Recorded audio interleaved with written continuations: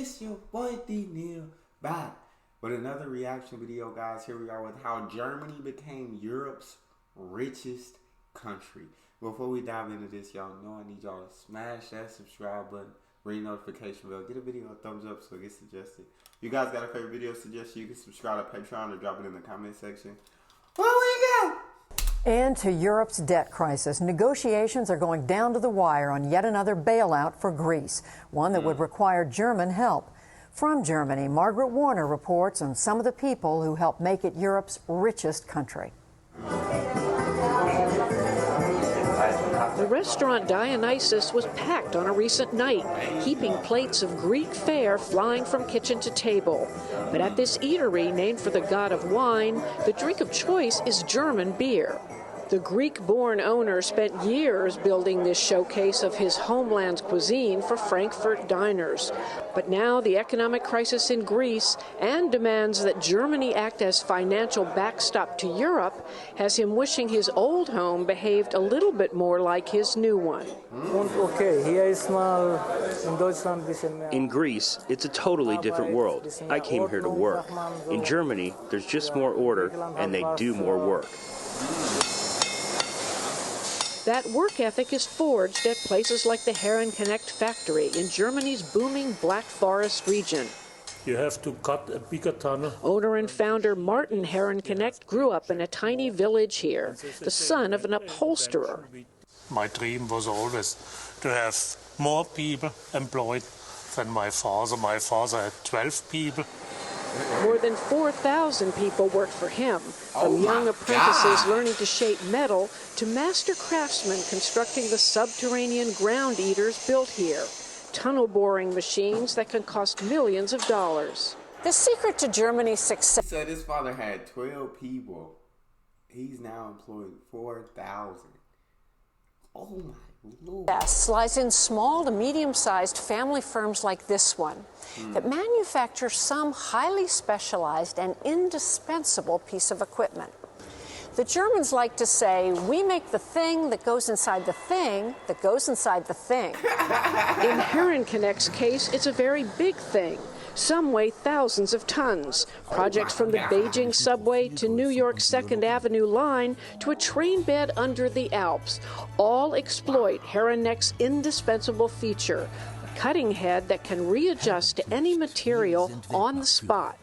The founder credits much of his success to the centuries-old mechanical aptitude and ingenuity of the workers of his region. Before, let's say 300 years, we built Schwarzwälder Kuckucksuhren, and today we build tunnel boring machines. So we change from cuckoo clocks to tunnel boring machines. It's quite an evolution.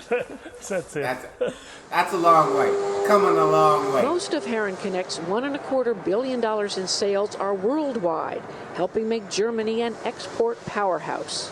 With just a quarter of America's population and a quarter of its GDP, Germany exports more than the United States in total, notes Norbert Walter, the former chief economist of Deutsche Bank.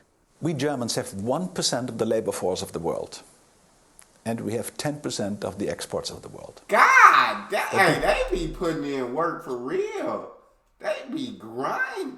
1% of the labor force in the world, 10% of export. A quarter of America, and they produce more, or they export more. That's insane. World. And we have 10% of the exports of the world. Jeez. That gives you an idea how successful and how oriented towards international markets we are. Yay. The 10-year-old common European currency also helps. A third of Herrenknecht's sales go to other Eurozone countries, and pricing his machines in euros, rather than what economists say would be a far stronger Deutschmark, makes them more competitive abroad. If we would have 17 different currency, can you imagine every morning I should study what is now, let's say, the relation to the Swiss, to the French francs, to the peso, to the lira. I couldn't work like this. We've come to Germany to find out why it's doing so much better than its European partners.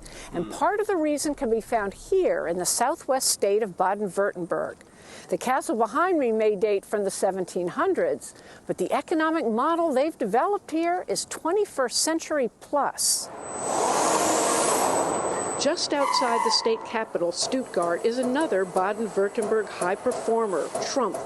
Customers from Harley-Davidson to Apple buy its laser-driven metal cutting machines, $2.7 billion worth last year. The family-owned firm devotes 8% of revenues to R&D to keep its innovation edge. They invest even more in their 9,000-person workforce, more than half here in Germany. Like most German industries, Trumpf hires them young, after the equivalent of 10th grade, for a rigorous 3-year training and schooling program and a full salary job afterwards. Most stay far longer, and after college, paid for by the company, some go on to become managers. Apprentice Simon... I bet. That sounds beautiful. Hire that 10th grade, go through 3 years of training and learning. Hey, you know what I'm saying? And then a company pays for you to go to college. And then after that 3 years of training, you now have a full salary on top of the company paying for you to go to college. Bro, this is what you call a company taking care of its people, loving its employees. And that's why they're probably so successful, because how much they put and how much they care about their employees. That's college, paid for by the company. Some go on to become managers. Apprentice Simon Richter is 19. I applied for being a trainee because, I like the mechanical work and not only the theoretical stuff at school. It's so always the same at school, and you don't know what do you need maths for in your life later. So do you think you have a good future ahead of you? Yes, I have. Trump keeps the apprentice program going even in hard times, as when the 2008 global financial crisis melted down the company's sales. It just hit us. Really, from 1 hour to the next, we didn't have any orders. At the same time, all over the world, no orders. That was really cool. This was the first CEO Nicola Leibinger-Kamuller watched as sales plummeted 40% in 2 years, and she had to drastically cut production. For most firms, that would have meant layoffs, but not here. It's just a terrible thought, having to lay off people, because we like our employees and we need them, and they're well-trained and they're loyal, and they've been working for us for decades, some of them, or many of them have, and it's just a terrible thought to have to send them away. Instead, Trump turned to a new German program called Kurzarbeit, or short work, cutting its employees' work hours and pay. The government made up part of the difference, and they got extra training on their off days. Judith Schönemeyer and Sebastian Frederick say they didn't mind reduced wages. At least they kept up their skills. We noticed that the financial figures were declining. Right from the beginning, it was clear. For me, it was 1 or 2 days a week I didn't work. We accept less money so that once the situation improves, we won't have to start over again. It gave us a secure feeling, especially the people with families, that they have job security, that the company stands behind them, and that you get to keep your job. So everybody was happy to do without the 5% or extra hours. Yeah, I think when you take care of your employees like that, bro, you're just gonna be successful. It's just a recipe for success, because they're definitely willing to go above and beyond for you, because they know that you care about them. For a company that sales to drop 40% and not lay anyone off, just reduce everybody's hours a bit, pay a little bit less, but everybody still has their job. You know what I'm saying? And when things get back to normal, you know your pay is going to go back to normal. But to have that kind of security, as an employee, it's like, all right, no matter what happens, like, I'm good here. My employer's going to take care of me. I'm good. And so, I think when you take care of your people like that, then they'll definitely work even harder for you. Everybody was happy to do without the 5% or extra hours. The desire for security and safety is so to speak, the strongest driver in German culture. Mikola's brother Peter Leibinger, vice chairman of Trump, said the short work program, readily accepted by the German workers, positioned industry to restart quickly after the downturn. And it paid off big time for Trump. If we hadn't had this opportunity to use Kurzarbeit, we would not have had the upswing that we saw, meaning 50% growth within 1 year for a company that makes a very difficult and complicated product and has to deliver that into the world. This would not have been possible without us having our workforce on board. The Leibingers' financial caution also helped them weather the global credit crisis. Trump carries no major debt, they say, and in good times they bank the extra profits to reinvest later. No yachting, no horses, and no racing cars and stuff like that. And that's why usually we have enough money to reinvest with our own money for research and development and buildings and acquisitions and so on and so forth.